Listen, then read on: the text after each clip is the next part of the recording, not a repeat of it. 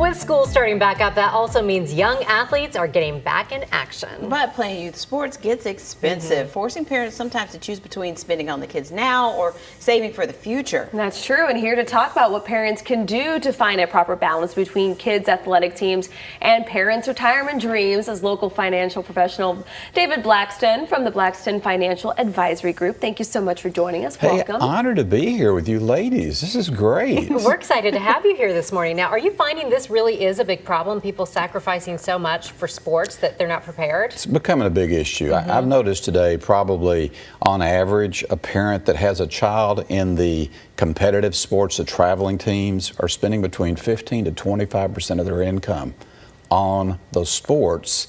And a lot of them are foregoing planning for retirement till their kids leave. And that's the wrong way to do it.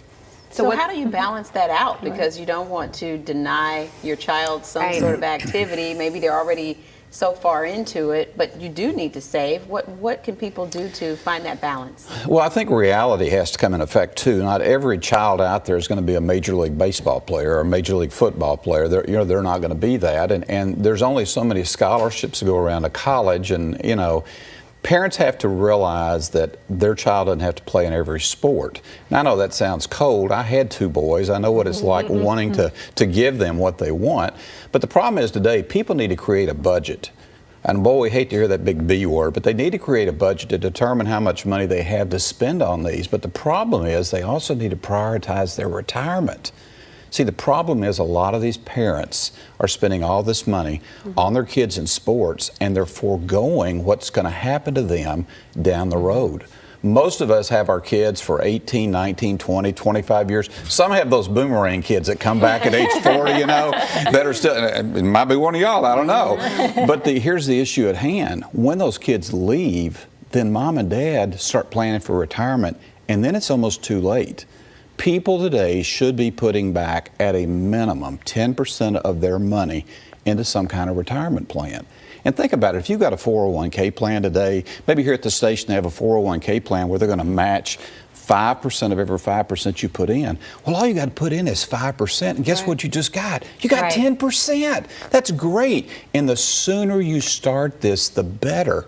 So you've got to create a budget. You've got to prioritize where you're at on your retirement issues, but then you also kind of got to bring your kids into reality. We don't need to play every single sport that comes along.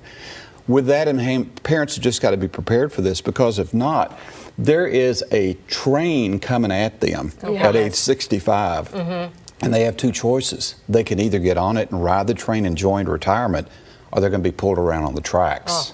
You mentioned budget and how a lot of people don't like to hear that word. Do you find that when you're working with clients, kind of once they get into the budget thing, there's freedom within that structure of knowing what you can spend on things? It all boils down to priorities. What are you trying to accomplish? Yes, but everybody's got, can you imagine going on a trip and not having a roadmap?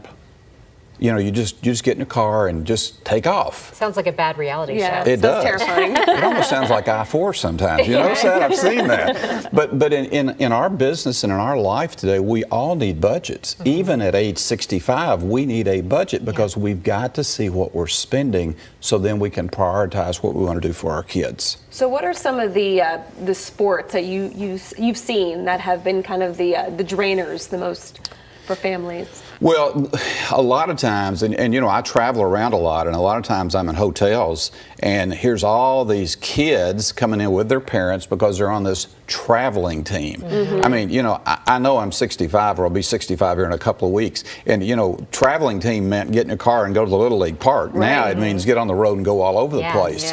So you're seeing a lot of that in the summer with baseball, with soccer. You don't see it as much in football, but things like this, even in gymnastics. The girls, the guys in gymnastics today, it costs a lot of money to have these sports. And with that being said, how are you going to pay for it?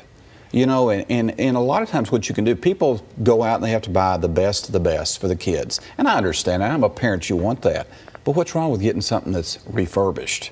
Do they have to have that brand new baseball glove, that brand new bat? Does it hit any better? Those brand new golf clubs? Do they have to have that? Or can they start out a little bit less? And that's the thing we need to instill in our kids, because think about what you're teaching your kids for their retirement down the road.